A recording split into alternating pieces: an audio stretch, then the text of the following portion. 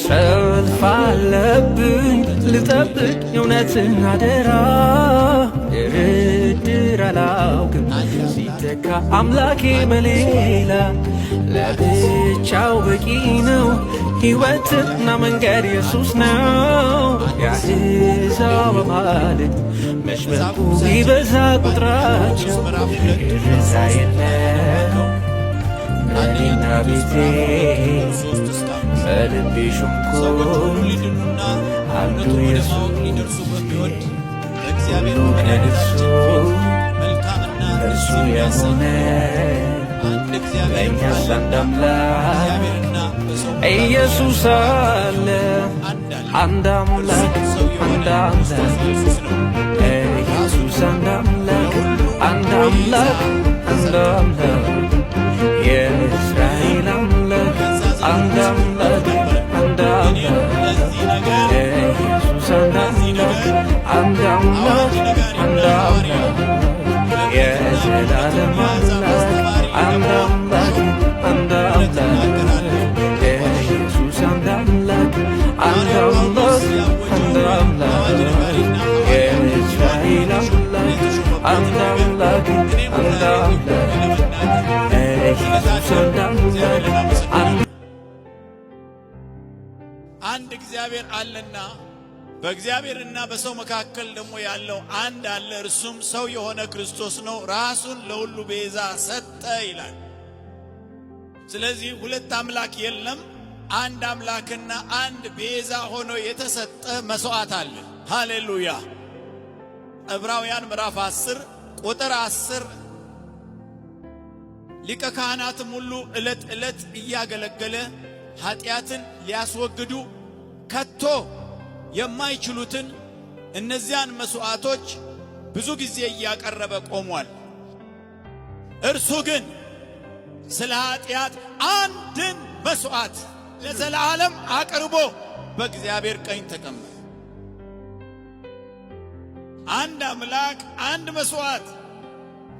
የሐዋርያት ሥራ ምዕራፍ 4 ቁጥር 12 ደግሞ ኢየሱስ ይመስገን ምዕራፍ 4 ቁጥር 12 መዳንም በሌላ በማንም የለም እንድንበት ዘንድ የሚገባን ለሰዎች የተሰጠ ስም ከሰማይ በታች ሌላ የለምና።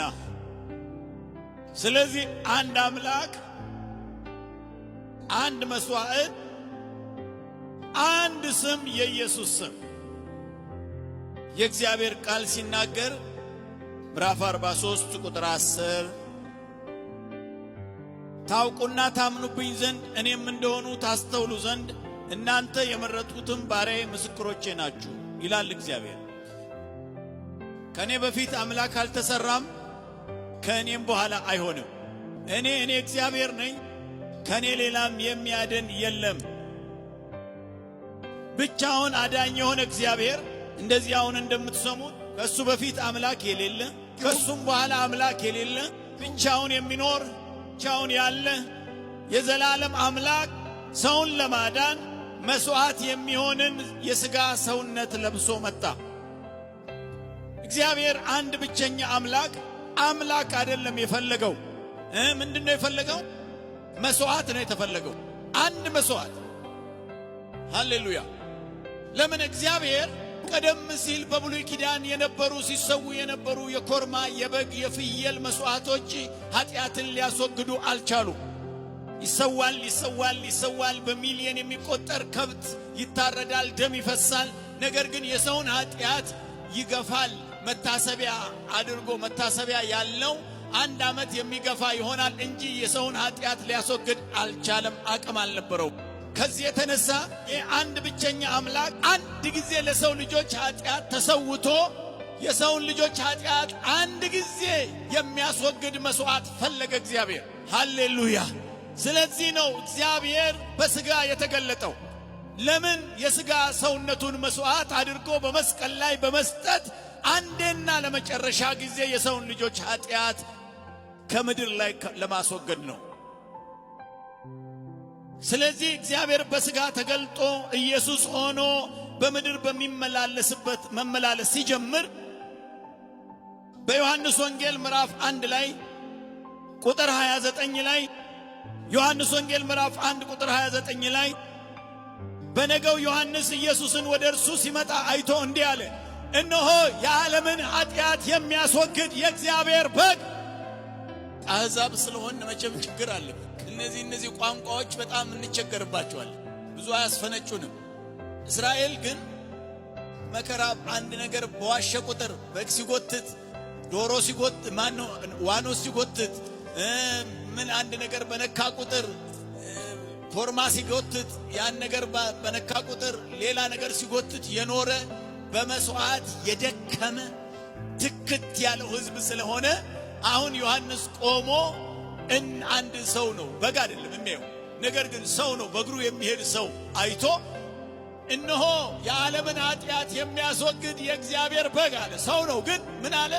መስዋዕት ስለሆነ ለመስዋዕት የተዘጋጀ ስለሆነ አንዴና ለመጨረሻ ጊዜ የሰውን ልጆች ኃጢአት በመስቀል ላይ ሊያስወግድ የመጣ መስዋዕት ስለሆነ እነሆ የዓለምን ኃጢአት የሚያስወግድ የእግዚአብሔር በግ አለ።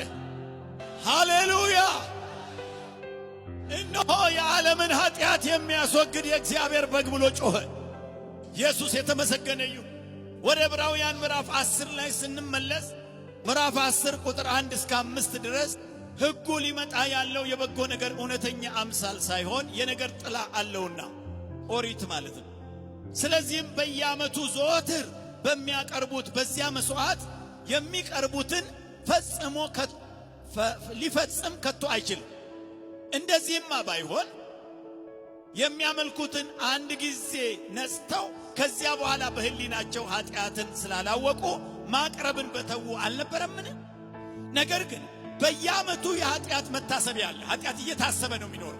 የኮርማዎችና የፍየሎች ደም ኃጢአትን እንዲያስወግድ የማይቻል ነውና፣ ስለዚህ ወደ ዓለም ሲገባ እግዚአብሔር ወደ ዓለም ሲመጣ መስዋዕትንና መባን አልወደድክም፣ ሥጋን ግን አዘጋጀህልኝ። ሥጋን አዘጋጀህልኝ። እግዚአብሔር አንድ ቢያ የሚል በግ ሰለቸውና ደሞም ባ የሚል ኮርማም ሰለቸውና አንድ እግዚአብሔር አንድ መስዋዕት እግዚአብሔር ሥጋን አዘጋጀ። ወደ ዓለም ሲገባ መስዋዕትንና መባን አልወደድክም፣ ሥጋን ግን አዘጋጀህልኝ። ስለ ኃጢአት በሚሰዋ መስዋዕት ደስ አላለህም። ኢየሱስ ይመስገን። ይገርማችኋል። አንዴ ወደ ኋላ ልመልሳችሁ። እግዚአብሔርንና እስራኤልን በመሃል ላይ የሚያገናኝ ነገር ማገናኛው መስዋዕት ነበር። እግዚአብሔርንና እስራኤልን የሚያገናኝ መካከለኛ መስዋዕት ነው። እሱም የሚገናኙበት ትክክለኛ መገናኛ አልነበረም። እንደውም ካህናት መስዋዕቱን ካቀረቡ በኋላ የመስዋዕቱን ደም ይዘው ወደ መቅደስ ይገባሉ። እግዚአብሔር በዓመት አንድ ጊዜ ይወርዳል በክብር። ስለዚህ ካህኑ ስለ ሕዝቡ የተሰዋውን ደም ወይም መስዋዕት ደም ይዞ በእግዚአብሔር ፊት ያቀርብና እሱ ፈቀቅ ብሎ ዝም ይላል። ያንን ደም ነው እግዚአብሔር የሚያየው። እስራኤልን ማየት አይችልም። እስራኤል ኃጢአተኛ ነው። እግዚአብሔርን የሚያቀርበው ምንድን ነው? ደሙ ነው የሚያቀርበው። ታውቃላችሁ፣ ዛሬ እኛንና እግዚአብሔር የምንቀራረብበት ምንም መንገድ የለም። እግዚአብሔር ነው፣ እኛ ደግሞ አመድ አፈር ትል የሆን ሰው ነን። እኛንና እግዚአብሔርን ያቀራረበ ያ መስዋዕት ነው፣ ያ የኢየሱስ ደም ነው። ሃሌሉያ! ያኔ የበግና የፍየል ደም መስዋዕት በሚቀርብበት ጊዜ በዓመት አንድ ጊዜ ካህኑ ብቻ ነው ወደዛ ቀረብ የሚለው። እስራኤል በሙሉ ከአጥር ውጪ ነው የሚቆመው ያለው። ለምን? የመስዋዕቱ ጉልበት ሰውንና እግዚአብሔርን እንደሚገባ ሊያቀራርብ የመቻል አቅም አልነበረው። አቅም ያለው መስዋዕት ባልመገኘቱ እንደዚህ ተኖረና እግዚአብሔር አምላክ አንድ መስዋዕት አዘጋጀ ማለት ነው። እግዚአብሔርንና ሰውን አንድ ላይ የሚያደርግ ያ መስዋዕት እግዚአብሔር ያዘጋጀው ከማርያም ማህፀን በማርያም ማህፀን የተወለደ ነገር ግን ከማርያም ያልወሰደ ከሰማይ ቃል ሥጋ ሆኖ የተዘጋጀ አንድ ልዩ ሰው፣ አንድ ቅዱስ ሰው፣ አንድ ነውር የሌለው ሰውነት፣ አንድ ክፋት ኃጢአት ፈጽሞ የሌለበት ልዩ መስዋዕት እግዚአብሔር አዘጋጀ። ሐዋርያው ጳውሎስ ይህንን ነገር አዋጅ ነጋሪ ነኝ ሲል ሰው እዛ ማዶ አለ፣ እግዚአብሔር እዚህ አለ። ሰውንና እግዚአብሔርን መሃል ላይ ሆኖ ያስታረቀ አንድ መስዋዕት ተገኘ። እሱም የክርስቶስ ኢየሱስ ሰውነት ነው። አሁንም ወደ እስራኤል ልመለስ። የእስራኤል ሕይወት ያው መጽሐፉ እንዳለው በዕብራውያን ምዕራፍ 10 ላይ ሕጉ ሊመጣ ያለው እውነተኛ አምሳል ሳይሆን ጥላ ነው ብሏል። አንድ የሚያመለክተው ነገር አለ። የእስራኤልን ሕይወት ታሪክ ስናይ